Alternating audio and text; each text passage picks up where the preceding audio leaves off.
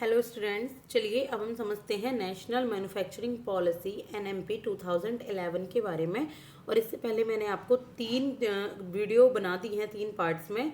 किसकी? Indian industrial sector lesson number 14 pulse Arihant economy. तो ये फोर्थ पार्ट है, स्टार्ट करते हैं। देखिए, नेशनल मैन्युफैक्चरिंग पॉलिसी यानी कि एनएमपी 2011 ये पॉलिसी आई थी आईआईपी 1991 के बाद में, यानी कि 2011 में जाकर ये आई थी, पूरे 20 साल के बाद। तो इसमें इसका एम क्या था? इसका एम था कि जो मैन्युफैक्चरिंग का शेयर है कंट्रीज़ की जीडीपी में, उसको 25% तक बढ़ाया जाए।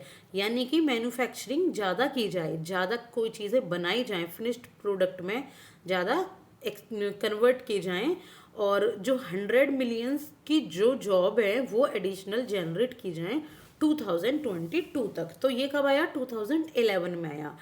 और लेकिन प्रेजेंट शेयर कितना है इसका? 17% है। तो टारगेट इन्होंने कितना बनाया था? 25% का। और ये क्या इनवाइज करती है कि जो नेशनल इन्वेस्टमेंट और मैन्युफैक्चरिंग जोन है, ये इसका क्रिएशन किया था इसने। तो ये क्या होता है? देखिए, national investment and manufacturing zone, एक जोन बनाया गया है जहाँ पे नेशनल की जो इन्वेस्टमेंट है मैन्युफैक्चरिंग की जाती है, ऐसा जोन। तो क्या होता है? देखिए, ऑब्जेक्टिव क्या है इसका? इसका ऑब्जेक्टिव है कि जो इंटीग्रेटेड इंडस्ट्रियल टाउनशिप होती है, कौन सी? Integrated industrial township with state of the art infrastructure and land use on the basis of zoning. इसका मतलब है एक जोन दिया जाए, एक ऐसी जगह दी जाए, एक जोन बनाया जाए कि जहाँ पे जो लैंड यूज हो रही हो ना, वो इंडस्ट्री के लिए यूज हो रही हो, जो इंफ्रा है वो इंडस्ट्री के लिए इंफ्रा हो, clean and energy efficient technology दी जाए, नेसेसरी सोशल इंफ्रास्ट्रक्चर दिया जाए जो जरूरी है वहाँ के लिए, स्किल डेवलपमेंट फैसिलिटी दी जाए, यानी कि जैसे नई नई चीज़ों को यूज़ करना है, टेक्नोलॉजी चलाना है, कंप्यूटर का यूज़ करना है, और जो प्रोडक्टिव एनवायरनमेंट है पर्सनस के लिए, उसको ट्रांजिशन किया जाए from primary sector to secondary and tertiary sector. इसका मतलब कि लोग सिर्फ एग्रीकल्चर में ही ना रहें, एग्रीकल्चर से निकल कर लोगों को एक ऐसा एनवायरनमेंट दिया जाए जो उनके लिए प्रोडक्टिव हो, उनकी स्किल्स भी डेवलप हो, उन्हें जॉब भी मिले, और वो अपना प्राइमरी सेक्टर से सेकेंडरी और टर्शियरी सेक्टर में भी आ जाए। तो ये था NIMZ का ऑब्जेक्टिव। इसके बाद हम देखेंगे मैनेजमेंट। तो मैनेजमेंट में NIMZ को कौन मैनेज करता था? वो करता था स्पेशल पर्पस व्हीकल, जो कि एक लीगल एंटिटी थी, यानी कि एक लीगल फुल एंटिटी थी which would ensure master planning of the zone, जो इस जोन की मास्टर प्लानिंग करता था कि कैसे कैसे होगी इंडस्ट्री, इंफ्रा, सोशल एनवायरनमेंट, ऐसे। और pre clearances for setting of the industrial unit. तो जो जोन उन्होंने डिसाइड किया होता था, तो उसको पहले प्री क्लियर भी तो कराना होता था। मान लीजिए वहाँ किसी के खेत हों, किसी के घर हों, किसी ने कुछ और ओपन किया हुआ है, कुछ दुकानें हों, तो उनको प्री क्लियरेंस करने का काम किसका था? स्पेशल पर्पस व्हीकल का। और जितने भी रिलेटेड फंक्शंस थे वो सारे कुछ परफॉर्म करना। ऑटोनॉमस बॉडी डिक्लेयर की गई थी ये स्टेट गवर्नमेंट के द्वारा as an industrial township under act 243Q C of the constitution, यानी कि जो कॉन्स्टिट्यूशन है वो इसको एक autonomous body, independent body declare करता है। Nodal agency department for promotion of industrial internal trade, या बहुत बार पढ़ेंगे अभी, DPIIT इसकी नोडल एजेंसी है जो इंडस्ट्रियल इंटरनल ट्रेड के प्रमोशन को देखता है, वो डिपार्टमेंट, और जो सेंट्रल गवर्नमेंट के अंतर्गत ये काम करती है। और जितने भी मैटर NIMZ के अंडर होते हैं, रिलेटेड होते हैं, तो सबको कौन देखता है? DPIIT। अब हम कुछ डिफरेंस पढ़ेंगे NIMZ के बारे में और SEZ यानी कि स्पेशल इकोनॉमिक जोन और NIMJ। तो देखिए, जो बैकिंग है NIMJ की, वो नेशनल मैन्युफैक्चरिंग पॉलिसी 2011 से स्टार्ट हुआ था। ये सेज स्टार्ट हुआ था स्पेशल इकोनॉमिक जोन एक्ट 2005 से। जो पर्पज़ है NIMJ का, पर्पज़ है कि इसका फोकस रहेगा किस पे? मैन्युफैक्चरिंग ग्रोथ पे, यानी कि मैन्युफैक्चर को बढ़ाया जाएगा, एम्प्लॉयमेंट की जनरेशन की जाएगी स्टेट्स के साथ मिलके। SEZ का मतलब है एक्सपोर्ट्स को बढ़ाना, फॉरेन टेरिटरी के अंतर्गत जाकर काम करना, ट्रेड ऑपरेशन को बढ़ाना, ड्यूटीज़ एंड टैरिफ को कम करना ताकि इजीली एक्सपोर्ट हो पाए।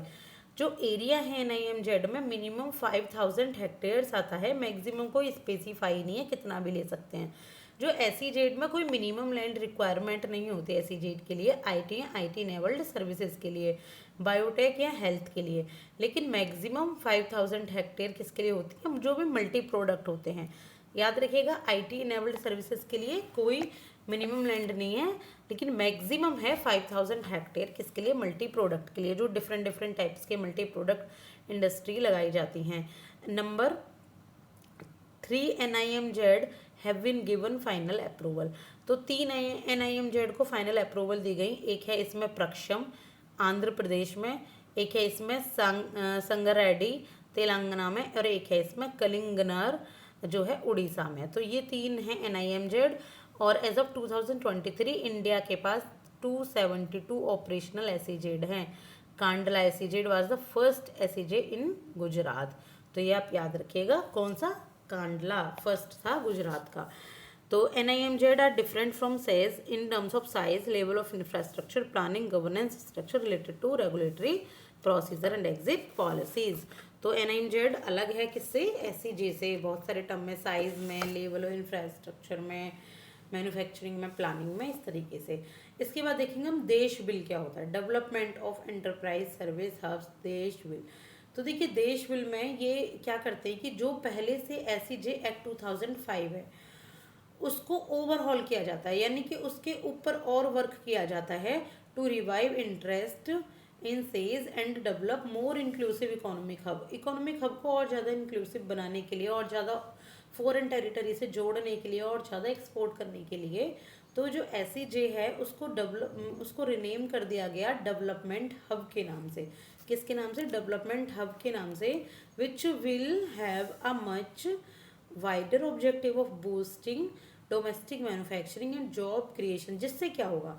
जिससे जो बूस्टिंग आएगी किसमें? डोमेस्टिक मैन्युफैक्चरिंग में। जो हमारे इंडिया के अंदर मैन्युफैक्चरिंग हो रही है वो बूस्ट करेगी, वो बढ़ेगी, और जॉब क्रिएशन भी होगा, और जो एक्सपोर्ट है वो भी बियॉन्ड द लिमिट क्या होगा? प्रमोट होगा। इसके बाद ये जो हब्स हैं, ये these hubs will no longer be required to be net foreign exchange positive cumulatively in 5 years as maintained in the sales regime and will be allowed to sell in the domestic area more easily। इसमें क्या था? ये जो ये hub है, ये जो net foreign exchange है उसके लिए बहुत ज़्यादा लंबे समय तक रिक्वायर्ड नहीं है। तो 5 साल के अंदर अंदर इन सेज रिजाइम को क्या कर दिया गया? डोमेस्टिक एरिया में इजीली इनको सेल किया जा सकता है। तो ये है आपका देश बिल। तो प्लीज़ लाइक कीजिए, शेयर कीजिए, सब्सक्राइब कीजिए। Thank you so much.